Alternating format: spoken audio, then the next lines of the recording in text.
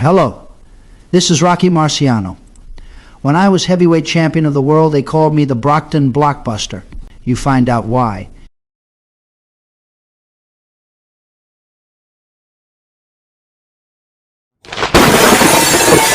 Welcome to the Rocky Marciano Archives, a channel dedicated to the life and career of the immortal champion. Eamon Andrews is perhaps little known outside the UK, and even in his own isles, the younger generation may, perhaps, have little knowledge of this former Irish native who, for several decades, up until his passing in 1987, was a household name, mainly due to his iconic red book with which he surprised the stars of the day by proclaiming, "This is your life." But before his hosting duties on this staple of TV, Eamon was a sports journalist, program host, and commentator. It is in this role that he came into brief contact with the immortal champion. This meeting occurred in 1955, when British champion Don Cockell took the hope of a nation across the proverbial pond to try and wrest the championship of the world from the bludgeoning fists of Rocky Marciano. Following is an AI rendering of Eamon Andrews narrating a short passage from his own genuine memoirs. We really hope you get something out of this. For months I dreamed of America, then came my chance. I traveled 6,000 miles to do a broadcast that might never be heard. I met Jack Solomons, who gave me the first whisper that Don Cockell might be going over to fight Rocky Marciano for the world heavyweight crown. I found this an even more exciting prospect, for a world heavyweight championship is to the boxing commentator the biggest deal in the pack. Later, when the fight was definitely announced, I found that the BBC had no plans for a direct commentary, and at a boxing writers' dinner I tackled Solomons about the prospects. He promised to do what he could if the BBC was interested. Everything seemed to be fitting into place.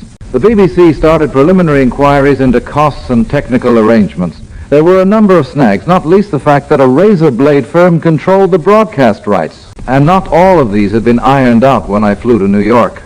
In San Francisco, I made myself known to the broadcasting contacts and spent most of the time buzzing between the Cockell and Marciano camps. The champion gave me an interview for Sports Report, which I took on a tape recorder, and on the day of the fight I again met him, unexpectedly this time, in the lift of the Municipal Hall just before the weigh-in. "Hello, Rocky," I said, and edged towards him in the lift car, which was tight-packed with his bodyguard of 4 untrusting tough guys who had been in more than a fight or two themselves. I stretched out my hand towards Rocky, and suddenly it was taken in a wrist-snapping grip and replaced firmly at my side. I looked up into one of the most unwelcoming faces I've ever seen, and the words came out lopsided but clear, "The champ don't shake hands with nobody before a fight." Even if I'd had a pocket-sized atomic bomb, I wouldn't have questioned this statement.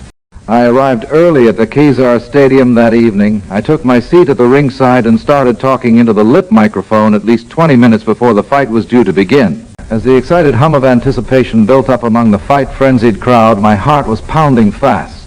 Nobody in the hall, except Cockell supporters, expected him to last more than 4 rounds. When he appeared in the spotlight on the way to the ring, I was gripped with a feeling of pride that set me at one with the British. In those moments, I felt so much like a fellow Londoner of Cockell's that I might well have lapsed into Cockney dialect. In Britain, it was 4 o'clock in the morning, and I sensed that this would be a broadcast I would always want to remember or a complete fiasco. For I still did not know whether my voice was being heard on the other side of the Atlantic.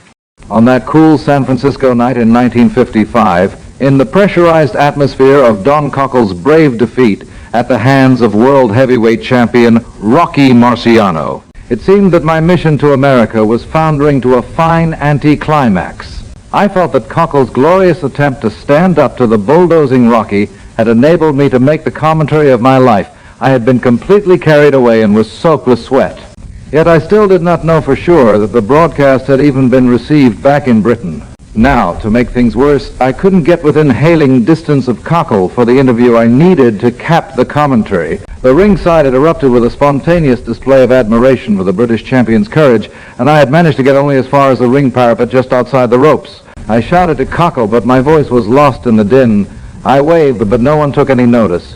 Then, as I leaned heavily over the ropes to get a little nearer, 2 beefy American cops manhandled me back. Now, Precariously perched on the ring parapet, it seemed that I would need a 50-ton tank to get anywhere near Don. Then, amid the clamor, Marciano's manager, Al Wiles, saw me gesticulating and beckoning Rocky. He called, "He wants you to talk to London." "Sure," said Marciano. He moved towards me, and miraculously those cops fell back like ham before a slicer. As Rocky spoke, I caught Cockell's eye, and he came over too. The interviews clinched what I still regard as the broadcast that gave me the greatest kick. Thank you for listening. Join us again next time as we continue to explore the remarkable life of an extraordinary man. Until then, in the words of Rocky himself, Just remember, keep your left hand high, chin down, and keep punching. If you like this content, then hit the subscribe button.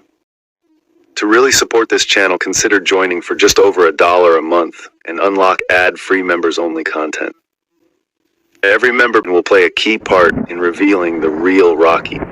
As soon as the bell rang, it was a completely different person going out there, and I couldn't explain it except I just enjoyed combat. I just enjoyed the sport that I had learned so well, and I had practiced so much that when the bell rang, I did a job. I could concentrate on the opponent. The fight itself was strictly to prove myself as a fighter. I had to prove that I was a better man.